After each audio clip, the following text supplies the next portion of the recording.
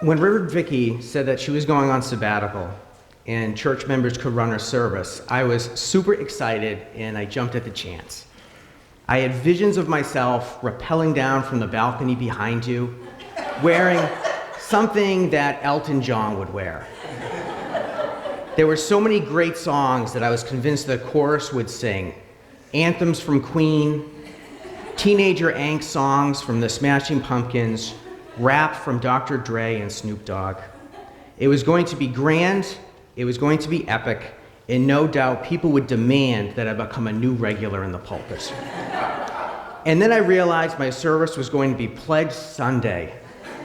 Oh God. The one Sunday when we talk about everyone's favorite third rail. Not religion, not even money, but religion and money. Everyone was going to run for the door if they even showed up at all. But instead of focusing on anything negative, I decided to make gratitude the theme for this service with help from Kenneth. That made things a lot easier for me and I hope will be a lot more enjoyable for you. For those of you who have been with the church for a while, we have heard various ministers stand in front of the church around this time of the year and speak about reasons to pledge money to the church. They usually mentioned our endowed funds, money that was donated by church members many years ago, but actually pays for about 80% of our expenses, and how giving by our members only makes up about the remaining 20% of what we spend on a yearly basis. But it was a tough message to hear, and I actually didn't find it particularly compelling. I do pledge money, but it wasn't like I could increase my pledge to make up this large difference. I found it all a bit overwhelming. It's like sometimes when I hear about all the other tall tasks that are out there in the world. The rainforest is burning, carbon monoxide levels are reaching epic proportions, Syrian refugees are freezing. Those are all difficult challenges, and I sometimes wonder if my little part will make much of a difference.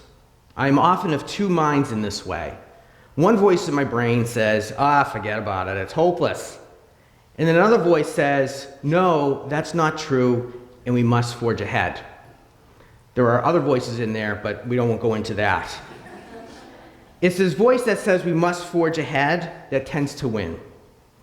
As the anthropologist Margaret Mead is often quoted as saying, never doubt that a small group of thoughtful, committed citizens can change the world. Indeed, it is the only thing that ever has. Or another saying that I like, which is, how does one eat an elephant? One bite at a time. Although I'm vegetarian now, so I wouldn't eat an elephant. So instead of asking you and myself to somehow come up with an extra $500,000 in pledges, I wanted to share with you some of the things at church that brings me joy and gratitude. I hope you can relate to some of them. The first thing I'll mention is actually our willingness to give. I have always felt that this church in this community is a very giving community in a variety of ways. One way we give, ironically, is with the church's own money. When I first started coming to the church about 12 years ago, I got involved with what was then called the Social Concerns Committee. That is where I met some great people like Debbie Boggs, Claire Campbell, and Chris Hansen. We sat together, reviewed requests for monetary assistance, and made decisions. For those who don't know, about 25 years ago, this church decided to set aside some money each year for social concerns projects either run by the church or by a local nonprofit. At this point, almost $40,000 is used that way each year. A great show of generosity and something that is wonderful, and I am grateful for having been a part of over the years.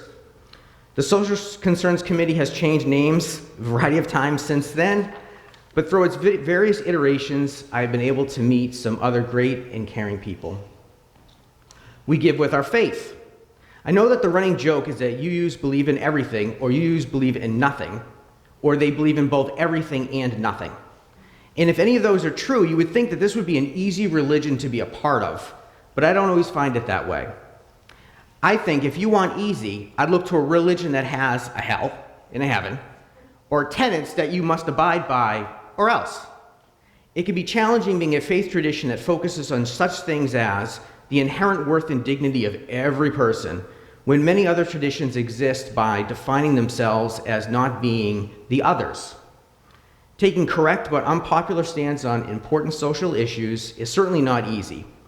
As a member here, I have been exposed to a variety of people, and at times it has pushed me to evaluate my own opinions and beliefs. I have expressed opinions over the years to people, sometimes in jest and sometimes not, that I would now disown. And for that, I am thankful. I am also mindful of when I hear my former opinions expressed by other people that I need to acknowledge where they are now in their process and not just define them at any one given moment. Another way we give is with our talents and time. As I look out at those in the seats, I can mentally check off many of the roles that you have played over the years. Sarah Cecil, who is our treasurer and a member of the choir. There's Cliff Charney, who is former treasurer and now co-chair of our pledge drive. Jim Olivetti, who was on our minister search committee that brought Vicki here and is on the Green Sanctuary Ministry team. Scott Noka, past president, chair of the Sanctuary Task Force. Stephanie Goodman, who's chair of the Hospitality Ministry team. Dean McKinnon, former chair of the Denominational Ministry team and current chair of the History Ministry team. The list could go on and on. I did some back of the envelope calculations to estimate how many hours church members volunteered last year to help run the church, and I came up with 3,000 hours. And I feel like that's probably a fairly conservative number. And when you put a dollar value on that, certainly where I am, we usually talk maybe $50 to $100 worth of person's time an hour, it adds up.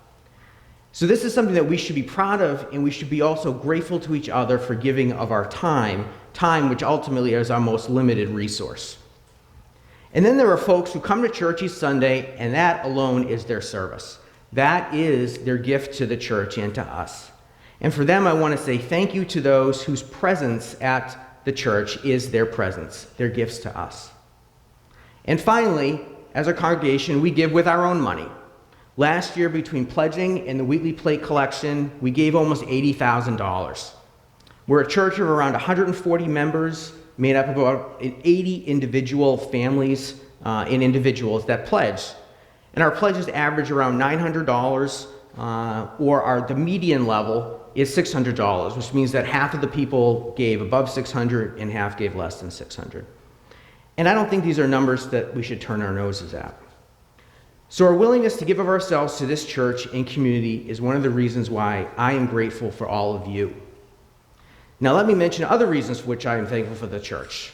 Religious education for my kids, the staff, including Elizabeth, Angie, and Kenneth, who helped me put this service together, the choir, of course, and our musicians, the opportunity to grow and learn about myself, and a variety of smaller things, like the flowers on our altar today, which are in honor of some of our longtime members from the Darling family.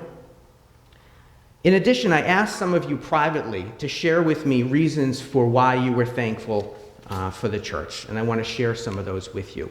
These are all anonymous. The church has given me strength when I was most vulnerable and most afraid. I've come to church with a heavy heart when I've felt overwhelmed, and the church, our ministers, and our community has helped me through. Another said, I am grateful for the value that the church has placed on high-quality musical experiences as part of the Sunday services as provided by David Collins, Kenneth, and Francie, and Dan, and Bobby before them. I'm grateful for the Green Sanctuary Ministry team and its work to build awareness of climate change and the actions we must take for our beautiful green planet. Fueled by laughter, healthy food, and the pleasure of each other's company. I am thankful for a church that preaches mental health and accepts people who may think of themselves as being odd. Hey, amen. I'm so grateful that the church gave us a sense of community and belonging at a time when our family felt adrift and far from loved ones. Over time, I've learned to appreciate what this church stands for, its values, and work for justice. Someone else said, I am thankful for our church staff. We are so fortunate to have dedicated professional and non-professional staff members working behind the scenes to make everything run smoothly, and I can definitely attest to that. It's something that is easily taken for granted. Someone else said, I am thankful for the kindness of people. I am thankful for the church being a safe space, for meeting good friends over the years, for our role in the sanctuary movement. And finally, someone said, I am grateful that I don't have to write a sermon for the service like you have to. Thank you, Jeff. These are some great reasons to be grateful, and these are things that are supported by our pledging and our donations of time and energy. So I think we can all agree that we are a very giving church, and that we all have feelings of gratitude towards it. Yet I feel like many ask, or we feel, but only if. Only if people gave more of their time, gave more of their talents, gave more of their money, we would be able to do so much more. Well, what exactly could we do? Right now, our level of giving is providing us what we have right now. What else could there be? Now, I know opinions are free, and everyone has them. There are more ideas than there are kinds of UUs out there. But I wanted to mention some ideas that I have thought about or others have shared with me about what we could do with more resources, including financial. 1, offer our sexual education and health curriculum, OWL, to kids in our community. OWL is something unique and something we do well. It would focus on one of our strengths and promote our beliefs in a healthy sense of identity and self. As someone with 2 preteen girls, it would probably make me feel better in general, especially considering as a former Roman Catholic how I learned about reproduction in puberty. Although my mother had an original version of the book Our Bodies, Our Cells in our basement, which I did find very informative. Here's another idea. Offer sanctuary for individuals who are in danger of deportation. Wait a minute, you might be saying we are already doing that. Well, not exactly. We certainly are moving forward on that process, and a number of people in our church are giving heavily of their talents and their time to see it to fruition. We have committed to not using funds specifically out of our budget to get that space built, partly because we actually don't have a lot of wiggle room in our current budget. Lastly, how about a UU nature camp at UUCGL? We have had a strong sense of environmental responsibility for some time. Our Green Sanctuary ministry team is very active, including the ongoing climate change and faith speaker series. On our property, we have some trails, we have a pond/puddle, and are next to other conservation land. We have a wonderful building, and since we used to house a preschool, we have experience working with teachers and housing small kids. Lastly, and this is a bit more esoteric, but how about helping by pledging to ensure that this church exists in another 100 years? By having more pledged money, we might not have to take so much for our endowment that is supposed to support us in perpetuity. Now, don't leave here and start tweeting that Celona thinks we should run a nature camp and teach sex to local children. Don't get me wrong. What I'm saying is that we should think about our strengths, what we do well, and frame our what more could we be doing in that light. Some of us over the years have felt that our best efforts would be served by returning to the place of our church's origin, the city of Lynn. People, including me at times, would say aloud, why can't we buy a building in Lynn and insert good idea here? Run a preschool for working parents, house immigrants at risk of deportation, operate a food pantry to deal with hunger in the city. All great ideas and ideas that come from a good place, a place of giving and kindness. But at this time, I don't see how any of those ideas would work to our strengths, which is also a reason why I don't think we have ultimately ever acted on those impulses. A big part of our strength is our amazing building and grounds. I love this sanctuary room. I love the trails in the woods and the sounds of the spring peepers and the wood frogs from the pond we should be hearing soon.